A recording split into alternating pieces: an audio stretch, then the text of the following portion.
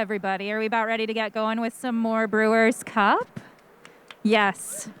Hi, I'm Jen. I'm going to hang out with you for a little bit today. We are going to be getting things rolling very, very shortly here with competitor number 12, Elise Tanyag from Blanchard's Coffee in Richmond, Virginia. I expect far more enthusiasm. There we go. People work hard to be here. We got to show them some support. Are we ready?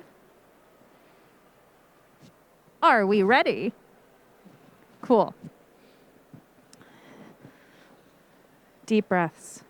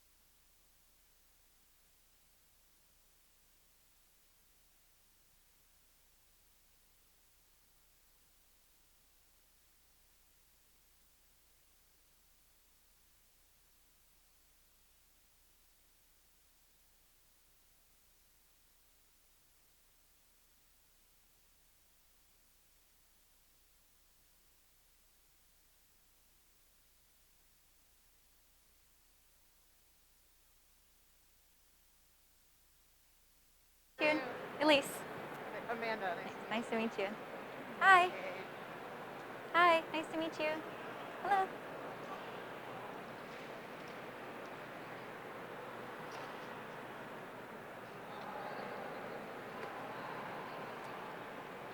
Feeling good?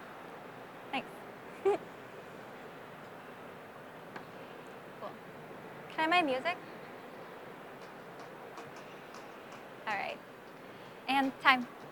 Hi, judges. My name is Elise Tanyag, and I'm here representing Blanchard's Coffee from Richmond, Virginia.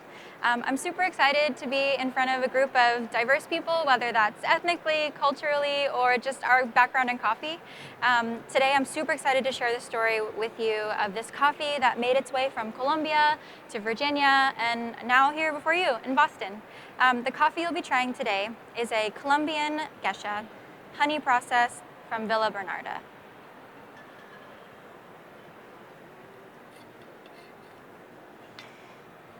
So at Blanchard's, we've had a long-standing relationship with Daniel Velasquez at Campesino Coffee, who's been working very closely with the Villa Bernarda farm based in Jerico, Colombia. And over the past couple months, I've had the pleasure of getting to know Daniel a little bit more, and he shared his familial ties to Jerico with me and all the work that he and Campesino have been doing in the community of Jerico. And we found that we actually had, we shared a deep longing, for elevating the voices of our respective communities. And with that being said, for me, I've been a barista for the last 5 years or so.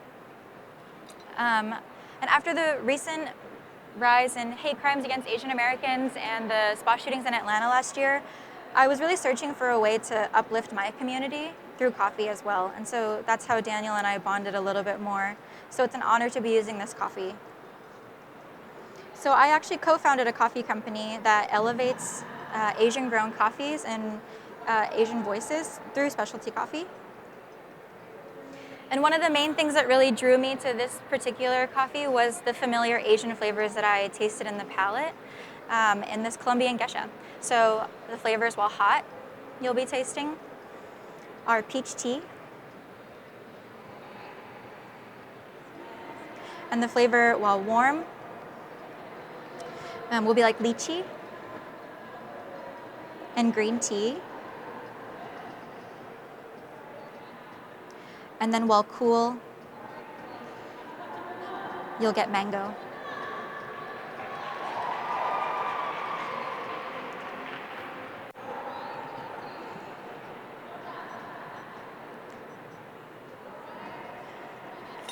So the journey of this coffee starts with Panamanian geisha seeds that took second place in the Cup of Excellence in Costa Rica. And these seeds were then gifted to the brothers Don Edgar and Don William at Villa Bernarda Farm. So knowing that geisha is a difficult variety and can be a little bit finicky to maintain, the brothers Don William and Don Edgar were up to the challenge. So fast forward to 2020, and the first harvest came back incredibly floral and super sweet. So the aroma will be like wildflower honey, lemongrass, and jasmine. The following year in 2021, the harvest kind of dropped in quality. The flavor was lacking and the sweetness was a bit muted. So they decided to do a soil analysis and found that the soil was lacking in calcium. So taking an even bigger risk with investing in it monetarily and a bigger time effort, they decided to move forward with enriching the calcium in the soil and increase the amount of time that they fertilized it as well, which resulted in the third harvest that you're cupping today. And the florals came back and the sweetness and the aftertaste came back, which is my favorite part personally, is the sweetness and the aftertaste. So while hot, the sweetness you're gonna get is like ginseng. While warm, it's gonna be like dragon fruit.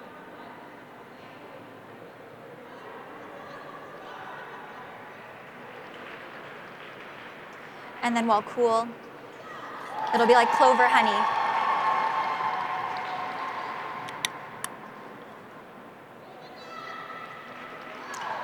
My brew method, my ratio is a 1 to 16, or 1 to 15.8 ratio, actually, to be more specific. I begin with a 60-gram bloom. You may have noticed that I am using a chopstick to stir my bloom. I found that doing this allows for a more pronounced acidity. So the acidity while hot will be like a mandarin orange.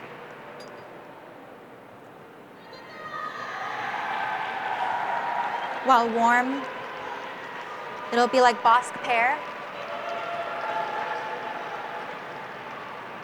And then while cool, it'll be like an apricot.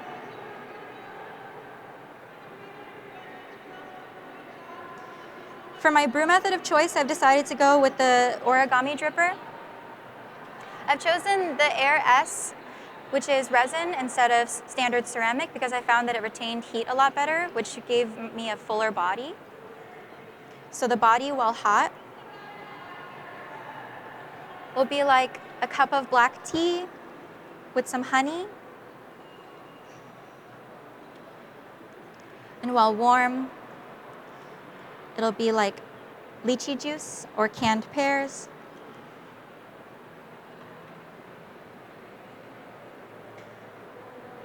And then while cool, it'll finish off like guava juice.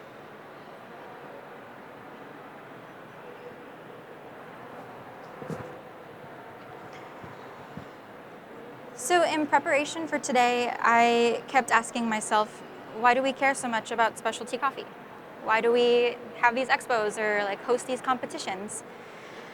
And I believe it's because for us, we recognize that coffee means so much more than the cup that's in front of us. Like, we recognize that it means innovation and community and representation.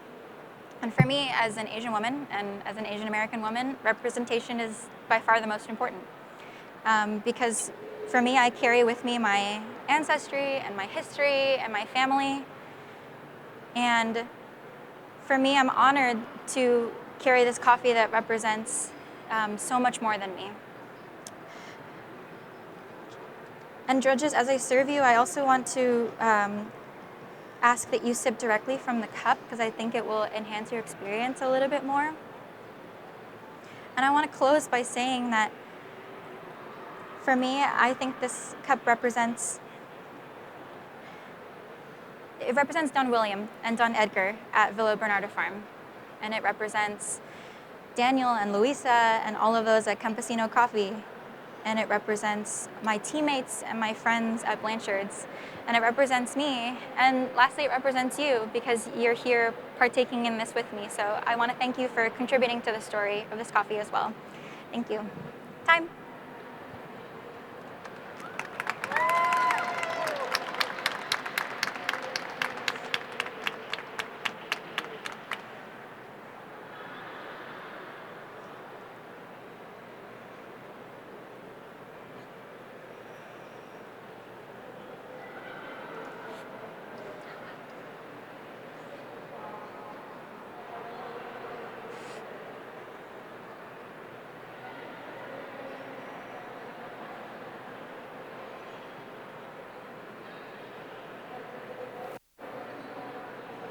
We got to wait our 3 seconds for the mic. Let's give Elise another huge hand, y'all. I have questions. Okay. Now that you finished that and you can breathe again, hopefully. Yeah. I really, really loved your expression of community and outreach and how much coffee means. And I have kind of a chicken and egg question for you. Did you come up with kind of the community idea first, or were you picking coffee and it all kind of came together? Like, what was that process like? Yeah, community and coffee has always been really important to me, and I really wanted to make sure that was kind of like a central point and thesis in my presentation. And then it just so happened to kind of fall into place in getting to know Campesino and getting to know this coffee a lot more, that community was a central point in this coffee. So yeah. That's so lovely. Yeah. Like, what was maybe the biggest surprise out of this whole journey for you? I was kind of thrusted into it. I just threw my name in the lottery, not really knowing what to expect. And here I am. And here you are. Here I am 2 months later, doing Whoa. the thing. So yeah, that's been the biggest surprise. That's awesome. Yeah, thank you. Oh, man. So while you're here and you have this camera pointed at you, is there anybody that you'd like to thank or give a little shout out to while you're on the stage? I mean, all the people that are here supporting me, thank you. I mentioned it as how they represent my coffee as well. But I also want to thank the people at home that are also supporting me too. So thank you. That's so, it was a really fun performance to watch. Thank you. And like, I hope that we can all take a little bit of that community spirit with us today. Thank you so much. So thank you for being here. Thank you, Jen. Thank you. Good luck. Thank Have you. a wonderful rest of your day. Thanks. All right, y'all. Big, huge round of applause for Elise Tanyag. Blanchard's Coffee, Richmond, Virginia. So as we get things cleaned up, we're going to reset. We're going to come back and do it all again.